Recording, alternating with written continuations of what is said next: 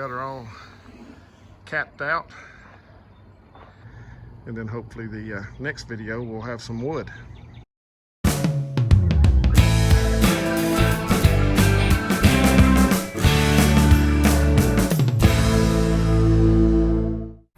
Good afternoon and welcome back to a new episode of Not Necessarily HVAC. It's time to start the wood. Well, the rain came back again last night, but it's drying up fast now that the sun's came out. Of course, it's a muddy mess inside, so I've been trying to stay out here. Missy and I've been going around putting on the top plates. Basically, all we've done is got them on, got the hose drilled, and got it squared up. So once that's done, now what we'll do is go around and take them all off, lay them where they go, and put some seal sealer underneath it, and then tighten it all back down. There'll be a couple of bolts that are a little short, so I'll have to countersink them. I think over there near the gas meter, a couple of them sunk on me when I set them late one night.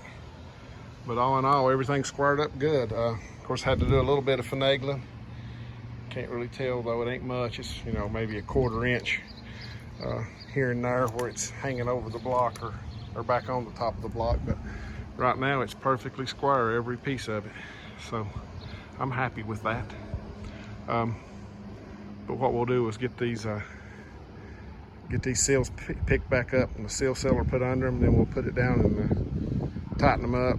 There's two ways to go about that. Some people say tighten them up after the house has been built on top of it, because it'll compress all that foam and everything equally. That's probably what I'll do. I'll probably just snug them a little bit.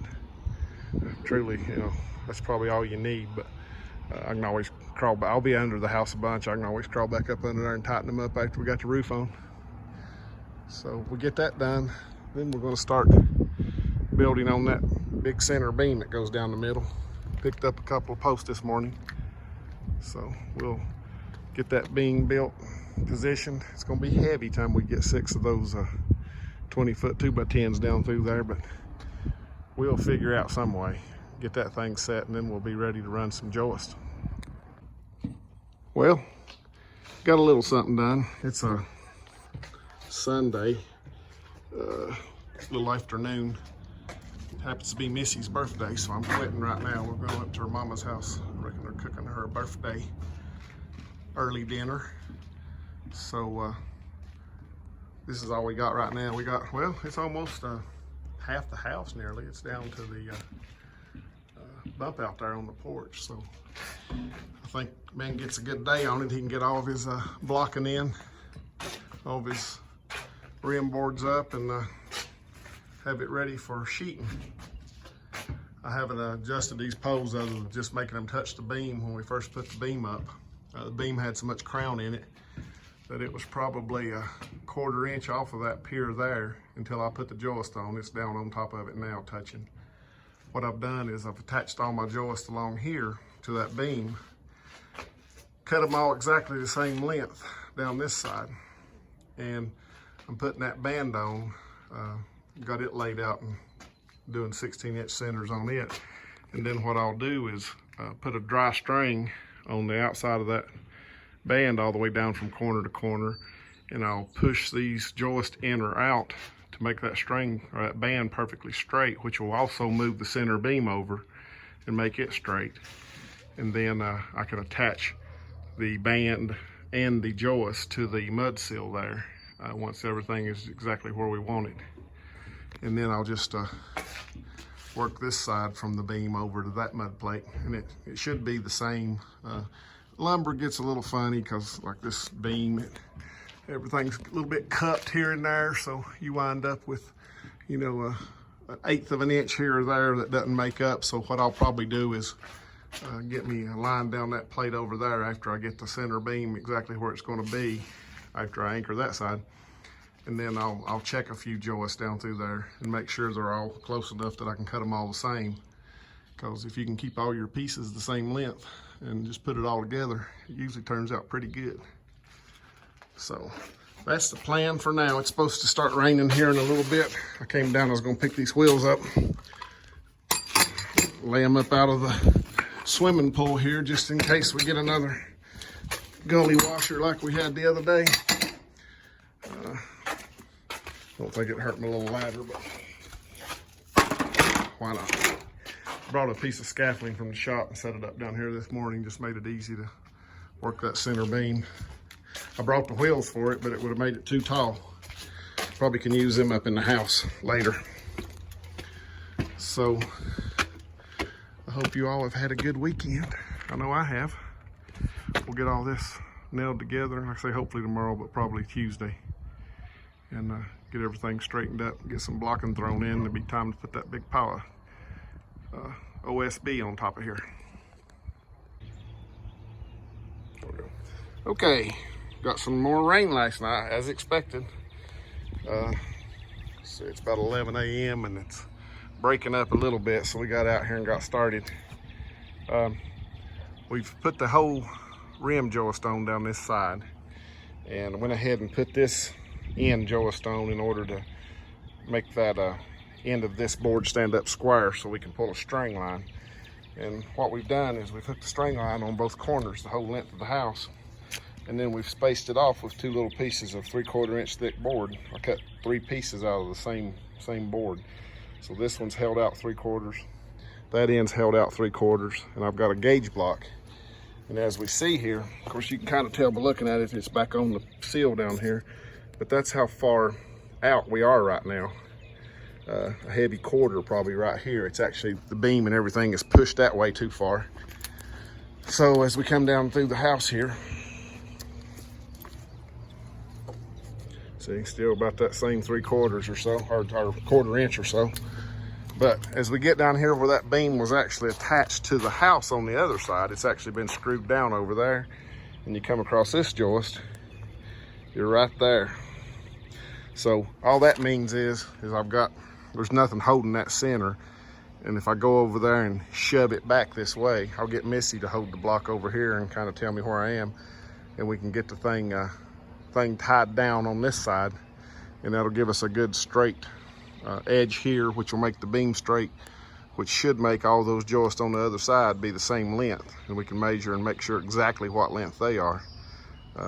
Theoretically, they'd be exactly the same size, but when you don't do this for a living, you try to get it just as close as you can. So I'll measure, and it might be, you know, an 1/8 inch or a 1/16 inch difference in what I was cutting over here. But every little mistake adds up. So if you can just keep adjusting as you go, it'll keep it a lot tighter for you. The sun is setting. All of the joists have been cut. The big pile of wood's gone. They're all in place. I haven't done any of my blocking yet. I'm going to check it. I got a little drawing on AutoCAD that I'm going to go in and just make sure I miss toilet flanges and stuff, and figure out which bays I need to put some cross blocking in for the partition walls. And in the morning, the reason I had to go ahead and get all this done today, that big pile of wood was sitting here. The trusses are actually coming tomorrow. The guy had originally told me 3 weeks, and they got them a week early. So I just wanted to go ahead and get them ordered, because sometimes when they say 3 weeks, they mean 6 weeks. But anyway, they've got them ready, so I'm gonna let them go ahead and deliver them. So I'll have them laying here in the way for a little bit. But again, what I'll do tomorrow is we'll get the blocking cut up and put in. The thing squared it by measuring down this side and down that side the same distance, and then pulled off the 2 back corners to the front corner, and it was dead on. I mean, it was within, I mean, the tape only had marks every 1/8. It's one of those long tapes you roll up, but it was dead on, 44/7 and 3/8 on the diagonal there. So it's good and square. Of course, you can see the little waves in some of the joists. That old yellow pine gets a little bit unruly, but all you do with that is, as you putting the decking down, we'll start in that back corner, bringing the rows of 4 foot wide decking down. And on the outside edges, they're right. But when you nail the inside of the decking, you just stretch your tape down through there and make sure you pull that joist back to its 16 on center location before you put a nail in it, and that just straightens them right out as you come. Of course, we'll use glue, and I'm gonna use ring shank nails.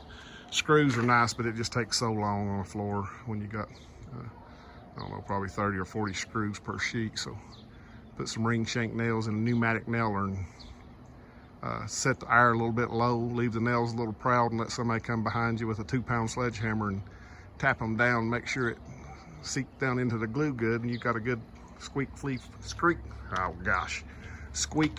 floor. That's hard for me to say. But at any rate, the sky's beautiful right now. We got a drop or two of rain all day was it after it quit about 10 o'clock, 10 or 11 o'clock.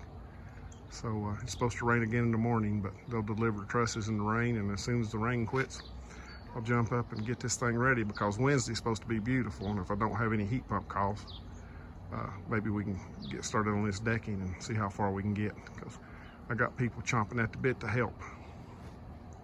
Well, the rain has quit, hopefully for the rest of the day. We got some trusses. They brought them this morning and dropped them off here. I went by the shop and picked up my saw so I can cut this blocking. Brought my compressor. That's a much bigger compressor than we need, but it's the only one I've got. I had one of those little pancake compressors, but it wore out and I never did replace it because I had that one. And I don't do that much framing. I've had these Bostitch nail guns for years. They use the clipped head, wire welded fasteners. Those are getting hard to find. They're also getting expensive for those fasteners. So when I was at Lowe's looking at nails, they got this. It used to be Hitachi. I don't know what it's called now. The HPT stands for Hitachi Power Tools, but it's Metaboat. But anyway, it's very light. This one is the plastic collated one. I think 21 degrees. So I stocked up on nails here, and I say the nails are half the cost of the Bostitch nails. So, but what I'm doing right now is getting ready to do some blocking. I got to thinking about this last night. As you lay in bed, you know how you do. You start thinking about everything you did the day before. But this lights joist here, of course, is up tight against the sill, got just a little bit through there. So you'd never be able to get in here again for anything.